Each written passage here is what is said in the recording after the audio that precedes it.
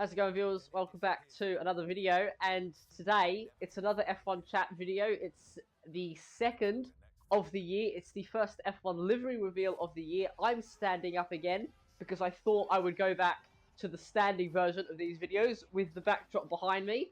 So that's all well and good. We're talking about Red Bull and Vcarb today, as they were the two which got launched on the 15th of Jan. I'm recording this on the 17th of Jan because I was late. I was out while it happened, so I did not get a chance to react to it straight away. But we're talking about it now, although it's a bit late. Some pretty good liveries. A really good way to start off the F1 livery reveal season, as I like to call it.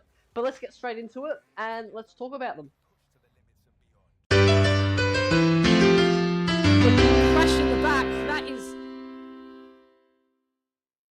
Okay, well, so we're going to do this in chronological order. Firstly, well, the first livery of the event, obviously we had two, but it was Red Bull who revealed first, and a very nice livery, I think. I'm going to rank them. For Red Bull, I gave it, like, straight away, it was a 10 out of 10. Normally, Red Bull don't really change their liveries. Obviously, they had the Infinity style one in the 2010s. Then they went with sort of the matte Red Bull colour, which they've had for the last 7 or 8 years.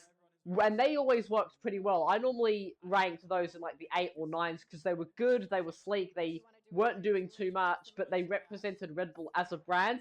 And normally, I was of the opinion that they never really needed to change it, if you're familiar with the phrase of, if it ain't broke, don't fix it. But they decided to fix it for this year, and oh my god, did they cook. What an insane livery. The gloss on it was absolutely amazing. The way they've added more blue, especially around the driver's cell and the cockpit, was absolutely phenomenal. Really, really, really nice. And then the way they've incorporated it onto the wheels and down the nose onto the front wing as well, all looks really good.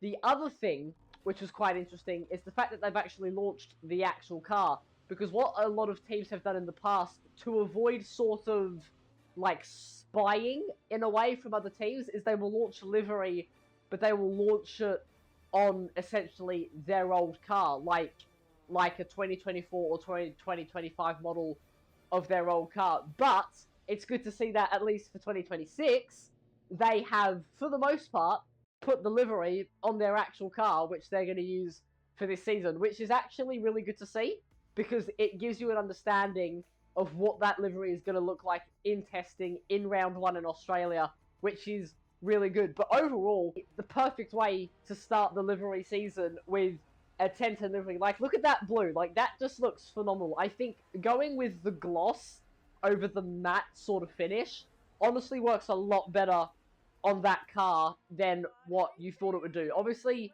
with the cars from the last, basically since 2016, it's been that matte finish with sort of like the navy blue. That, I think, looks a hell of a lot better. That sort of gloss dark blue finish honestly works really well, and I don't think a lot of people expected them to change it at all, because Red Bull they never change their liveries. So the fact that they've changed it, it's worked really well, I think is a huge success for them. But 10 out of 10 for Red Bull. Okay, so now we're going to move on to the Vcarb livery, or the Toro Rosso, whatever the hell you want to call it. I think it is still Vcarb for this year. But honestly, they went with the opposite direction compared to Red Bull, and they actually kept it the same. Normally with Vcarb, they tend to change it every few years or so. Obviously, we had Toro Rosso, and they sort of mixed it up a little bit, but kept it largely the same. Then they swapped to AlphaTauri and had the black and white liveries, or the navy blue, sorry.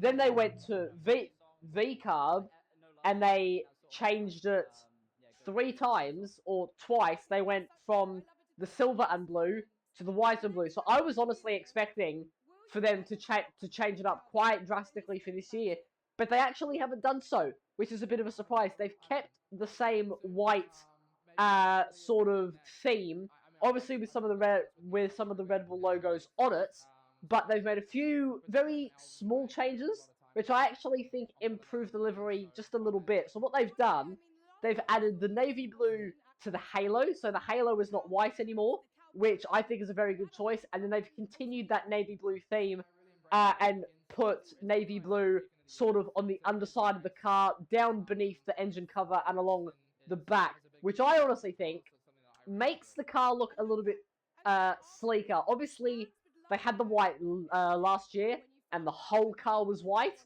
which does work to an extent, but I think it's all a little bit too much. Obviously, a white car, is very, like, wow, it's very visually stunning, So I think to incorporate some of the navy blue onto it, it's going to help them save a bit of weight, obviously, but I honestly think it brings the livery together a little bit nicer.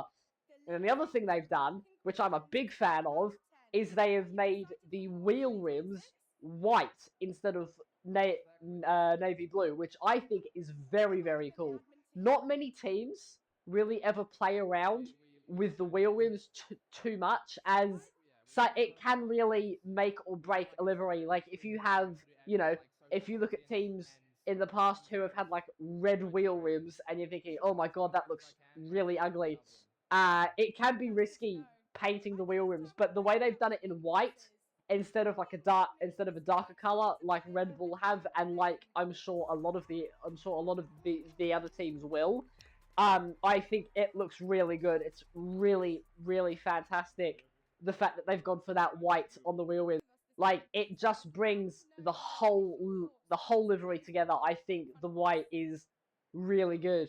But yeah, with all of that said, considering it's largely the same, I can't give them a 10 out of 10. The 10 out of 10 is kind of reserved for like those really, really, really nice liveries which you could just look at for ages. That's not quite one of them. Although it is very good, the Vcarb isn't quite one of them. So for that reason, I'm going to go for a 9 out of 10 for Vcarb. A very nice livery.